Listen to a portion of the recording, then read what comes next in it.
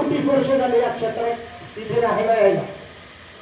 अजून आम्ही कोणाच्या कॅमेऱ्यात नाही. त्या दिवशी त्याला कोणी झालं काय तर आमच्या गरीबावरती अशा प्रकारची या ठिकाणी हल्ला करण्यात आला आणि तो हल्ला पोलीस स्टेशनने याची कृपया नोंद घ्यावी. साळुंके साहेब, API गीते साहेब आणि या बैठकीच्या निमित्ताने उपस्थित असलेले या गावाचे आदर्श असे माजी जिल्हा परिषद सदस्याचे सदस्य जिलानी मामू, त्याचप्रमाणे जिल्हा परिषदेचे माजी सन्माननीय सदस्य सय्यद कलीम भाई, आमच्या गावचे माजी लोकप्रिय सरपंच संजय भाऊ कांदुने, आमचे प्रतिष्ठित नागरिक रामचंद्र इंगळे, तसेच माजी सरपंच जो माझा मुलगा होता मागील 5 वर्ष पवन. चालू ठेवा, सर्वांना लक्ष द्या आणि सर्वात बंधू भावाने एकत्र राहण्याची मी सर्व पुनश्च एकदा विनंती करतो. माझे 2 शब्द संपवतो. जय हिंद, जय महाराष्ट्र. धन्यवाद साहेब. आपल्या समोर बसलेल्या जवळपास बऱ्याच लोकांपैकी जे अनुभवी आणि थोडे वयाने जास्त आहेत त्यापैकी हे आता बोललेले सम आहेत. त्यांच्या बोलण्यामधून हे वाक्य तुम्ही आठवलं असेल तर त्यांनी सांगितलेलं आहे की आमचे वडील आणि आमचे आजोबा कसे राहत होते ते पाहून आम्ही राहतो, तर आमची मुलं आमचं पाहून का राहत नसतील ही खंत त्यांनी बोलून दाखवलेली आहे. कोणत्याही जाती धर्माची मुलं असो की आपण जसे वागतो तसं आपल्या मुलांना चांगलं वागवण्याचा सल्ला द्यावा. अत्यंत मोलाचा सल्ला त्यांनी आपल्याला. ब्रेक लगा, अच्छा ब्रेक नहीं था, उसे अच्छा ब्रेक मत समझिए, मगर ब्रेक के बाद हम पहले जैसे थे, एक दूसरे के सहकारी, एक दूसरे के बंधु. साथियों, मैं यहाँ पर आपको अपने दौलताबाद का एक प्रेस्टीज बताता हूँ. हम जिस मुकाम पर रहते हैं, ज्या भागामध्ये ज्या परिसरामध्ये आपण राहतो वावरतो तो जग प्रसिद्ध आहे. केवळ कशामुळे? किल्ल्यामुळे. आपल्याला आणखी त्याच्या पुढे जग प्रसिद्ध व्हायचंय कि हमारा गांव शांतता प्रिय कैसा है पूरे दुनिया. बस इतकीच अपेक्षा करतो, जास्त बोलत नाही. स्टेज हा भाषणाचा नाही. पुन्हा कधीतरी तुम्ही मी एका संपर्कात आलो तर खूप आदर्शवादी गोष्टी सांगेल. याबद्दल मला संधी दिल्याबद्दल सर्व प्रशासनाचा मी आभारी आहे. धन्यवाद.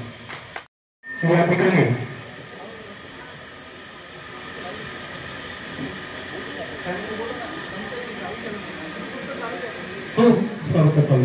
या ठिकाणी आपण सर्वांना माहिती आहे की गेल्या 4-5 दिवसापासून आपल्या दौलताबाद औद्योगिक आणि परिसरामध्ये जे काही घटना घडलेली आहे त्या घटनेच्या अनुषंगाने आपल्या सर्वांच्या मनामध्ये जे काही आपापसामध्ये काही गैरविचार गया है, ये DCP साहब की तरफ से रखा गया है.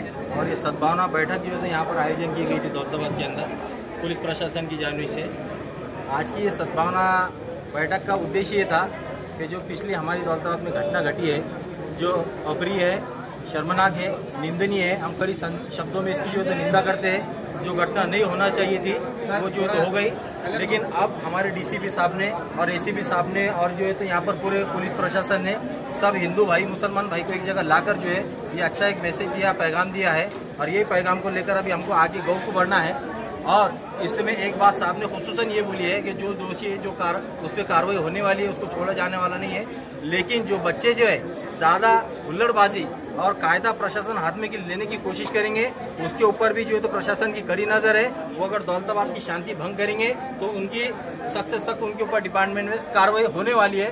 ये मैं आपके चैनल के माध्यम से तमाम जो है तो जनता को और पूरे जिले को बताना चाहता हूँ. बाकी जितने भी हमारे गाँव के लोग हैं उनके अंदर अमन और चैन और सुकून का माहौल है.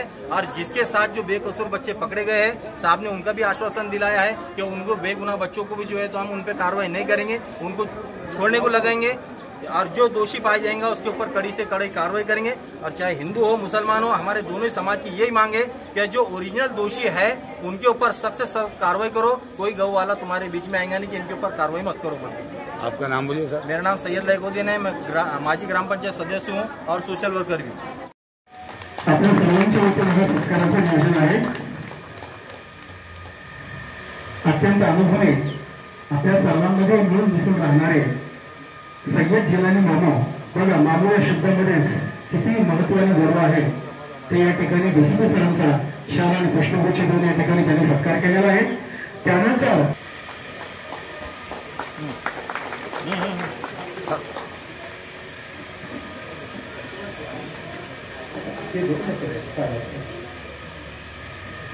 ओके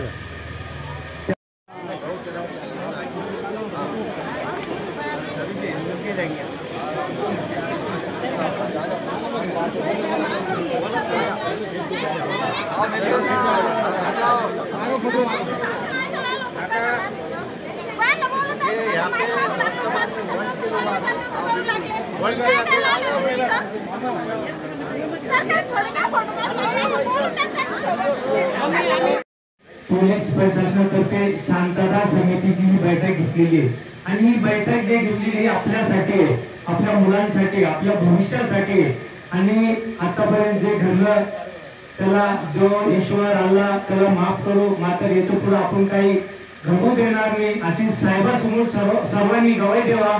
हिंदू असेल किंवा मुस्लिम असेल शेवटी रक्त आपला एकच आहे, दोन नाहीये आणि आपण सर्वच असेल तर आपण एक आईचे आणि एक बापाचे लेकरे आणि असंच जर आपण वागत असेल असं आपण किती दिवस करणार हा काही आपल्या मनाला पटायला पाहिजे। आणि आपलं वय खूप आहे, हा दौलताबाद किल्ला म्हणजे काय गिनीज बुकचं गाव आहे, बाहेर देशातले लोक आपल्याकडे येतात आणि हिंदू येतोय मुस्लिम येतोय आणि आपल्या गावासाठी 2 रुपये 10 रुपये देऊन जातोय आणि असं जर आपण करत असेल, ही घटना आपल्याकडे घडत असेल तर लोकांनी आपल्याकडे यायचं कशासाठी? जो द्यायसाठी तर लोक येत नाही। लोक येतात की चला बाबा चांगलं गाव आहे, चांगला किल्ला आहे ते बघण्यासाठी येतात। छत्रपती संभाजीनगर मध्ये आहे आणि सर्वच आपल्याला या ठिकाणी राहायचंय। भांडण करून काय एक दुसऱ्याला वाकडं तिकडं बोलून आपल्याला काही गाव सोडून जायचं नाही। तर माझी सर्वांना एकच विनंती आहे की आपण आपल्या मुलांना सर्वांनी हिंदू असेल किंवा मुस्लिम असेल त्यांनी समजून सांगावा की आपण भांडण करू नये, कारण का भांडणात कोणाचं बरं झालेलं नाहीये आणि आमचं कोण बरं होणार आहे। किती लखोपती करोडपती लोक असे जुळवून चालले गेले भांडण करून करून। तर माझी एक सर्वांना विनंती आहे की आपण कोणीही भांडण करू नये। एवढं बोलून मी माझे 2 शब्द संपवतो। जय हिंद, जय महाराज।